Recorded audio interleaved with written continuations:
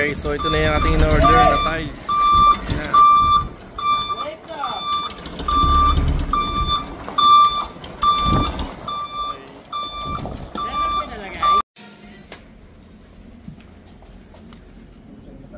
Okay, 10 tiles. 6 na nga. Ito ko, 6 para 30, 5.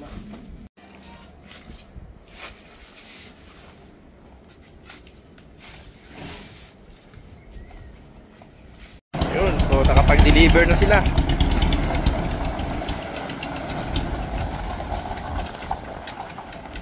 So meron pang darating na ibang tiles kasi kulang pa ng stock. So ito yung tiles, 10 cent tiles.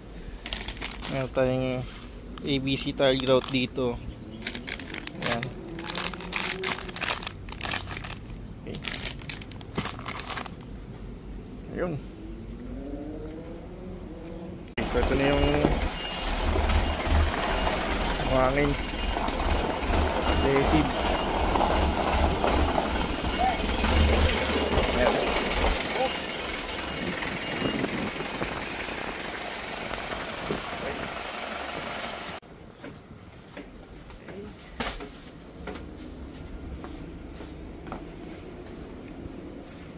Ayan.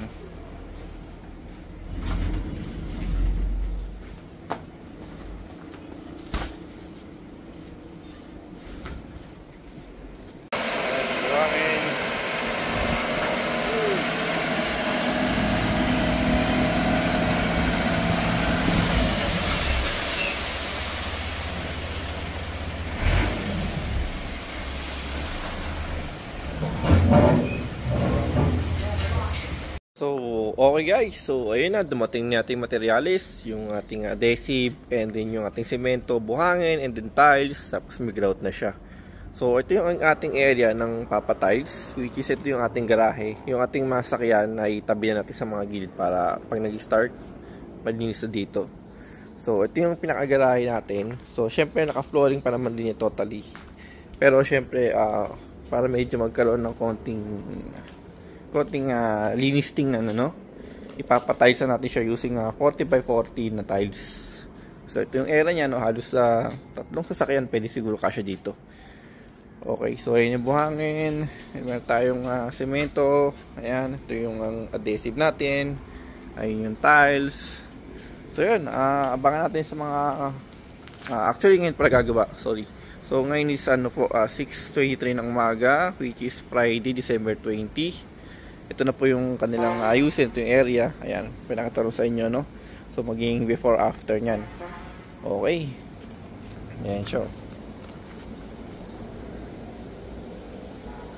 Ayan. So yung itsura ng tiles, wala kasing nakabukas pero ano lang siya, plain lang siya na gray. Yun, para at least medyo wala nang tingnan. Kasi pagka may pattern pa, parang ano siya, hindi na pa, baka di pumantay dahil may mga lupa tayo. So plain lang siya na gray para at least single color lang siya. Okay. Ayan. Tapos i-ano ko din kung magkano mga nagastos natin dito, no?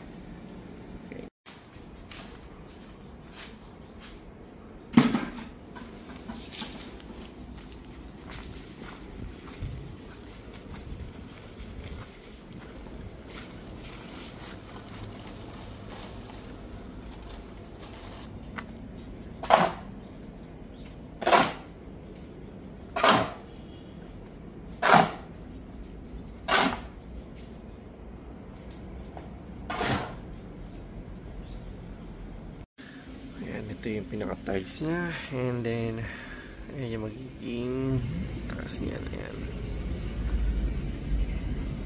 Okay, ito yung magiging lapad niyan.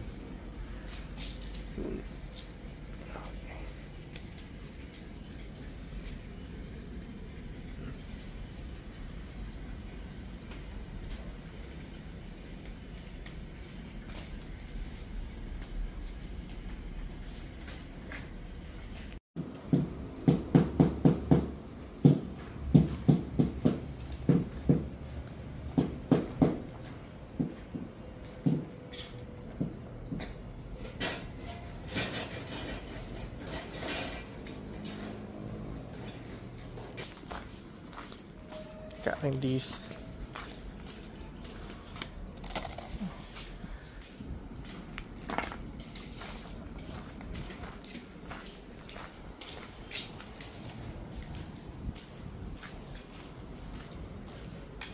Yan yung pinakalatag niya.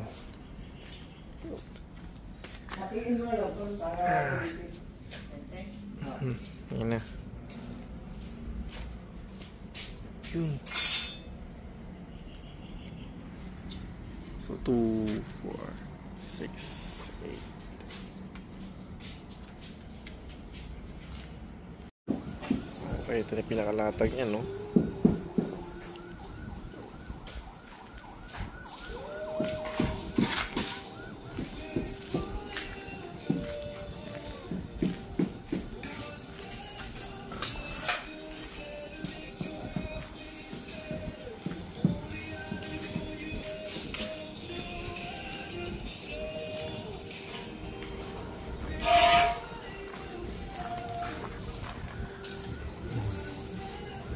Kitang-kita na, oh.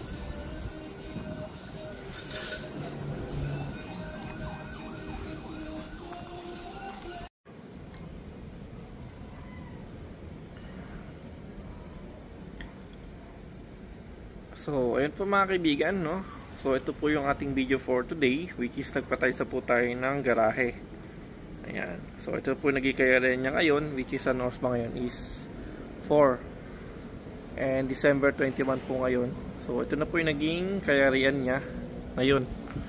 Okay, so kasi before yung ating garahe, sementado naman siya, kaya lang medyo mabuhangin talaga. So, ito at least mayroon tayong garahe dito. Ang kagandahan talaga dito, just in case magkaroon tayo ng konti pag-itipon, ayan, medyo presentable tingnan siya. Okay.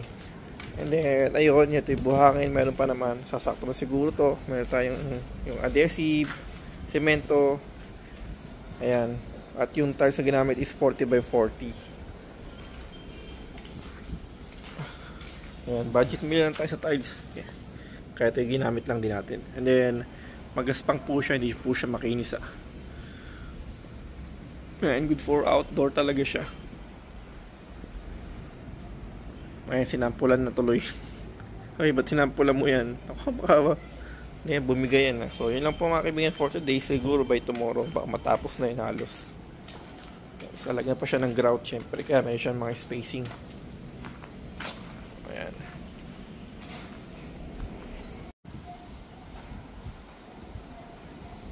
Ayan, so day 2 tayo ngayon guys, no?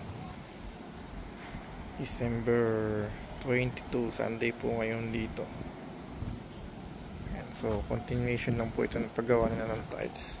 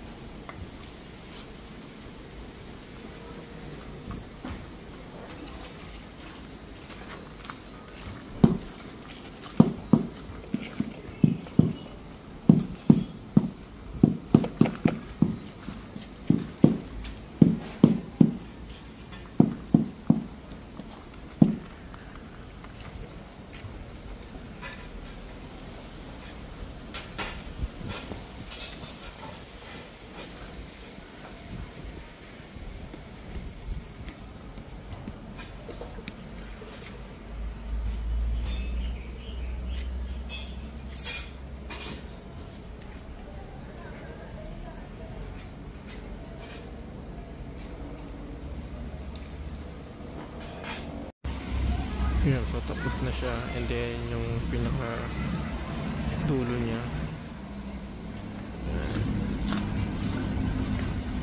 i-finish na lang na ano, black na yan, nangagod-agod. Ayan.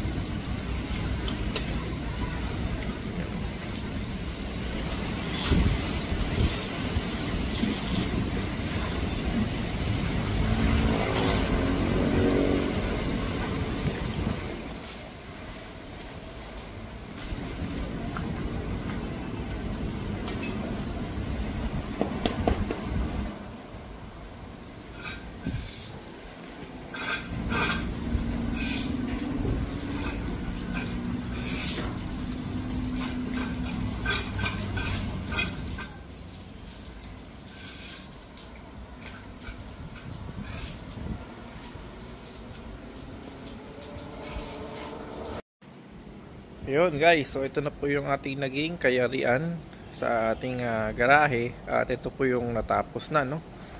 So nakaubos po tayo dito ng almost 300 tiles, no. 300 na piraso siya na tiles. And then ano po, 15 semento, and then 5 pirasong tiles adhesive. So yung tiles po na yun is 40 by 40.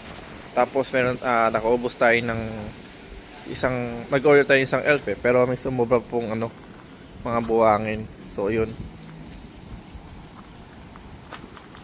So actually ngayon hindi pa siya talaga totally pwede pang ano, bali lalagyan pa siya ng grout by tomorrow. Meron pa tayong 3 pirasong 3 kilong grout doon, no, na magagamit pa naman. Ayan, buong buo na siya, no. Okay, so by tomorrow guys, update ko kayo.